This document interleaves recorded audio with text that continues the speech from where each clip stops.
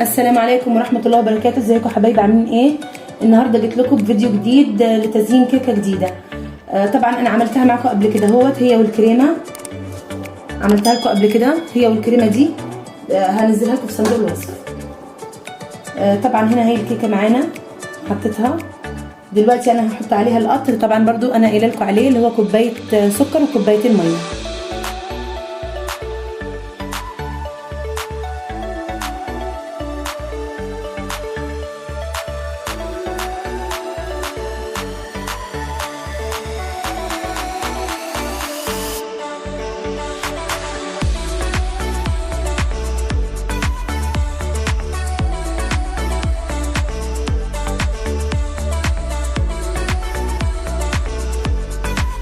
عندي هنا الشوكليت شيبس بيضة وسودا. دلوقتي حطينا الطبقة الثانية.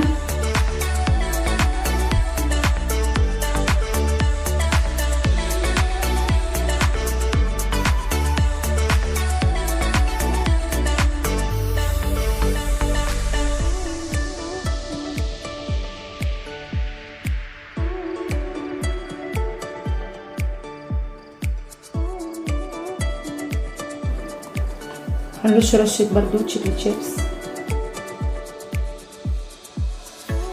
كل الطبقات هنعملها بالشكل ده وهرجع لكم تاني. ودلوقتي رجعت لكم بعد ما حطيت الطبقات كلها على بعض، 4 طبقات. دلوقتي هنزين الشكل الخارجي، وحطيتها في التلاجة شوية كمان يا جماعة عشان الكريمة تمسك فيها.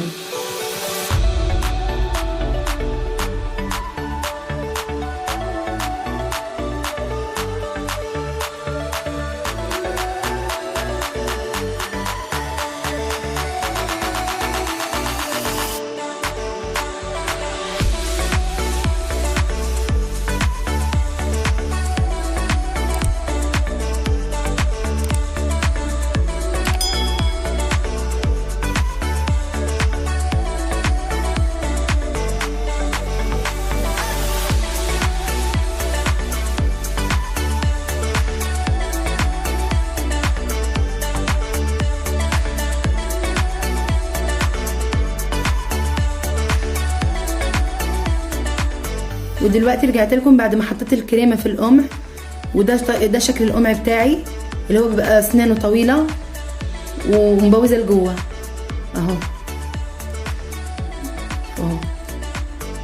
بالشكل ده.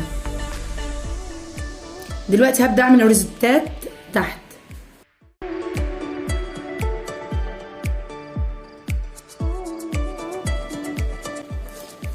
هنعمل كل الجوانب كده. طبعا انا غمقت لون الكريمه شويه، حطيت شويه شوكولاته عشان يبقى اللون اغمق من اللي فوقه.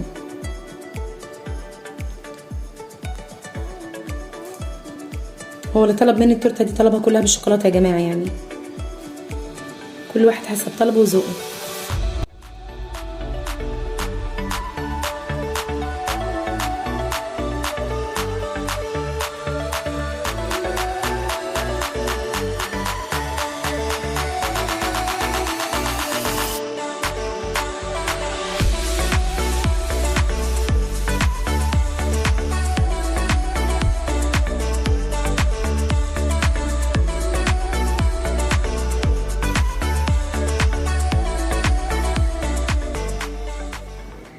ودلوقتي هزين بالشوكولاته اللي انا عملتها في القوالب اهو بالشكل ده كده اهو،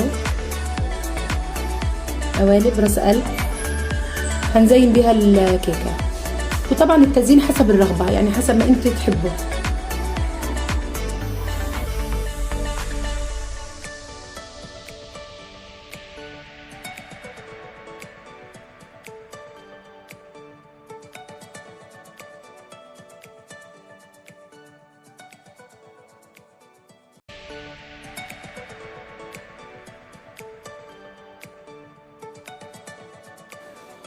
وده الشكل النهائي ليها.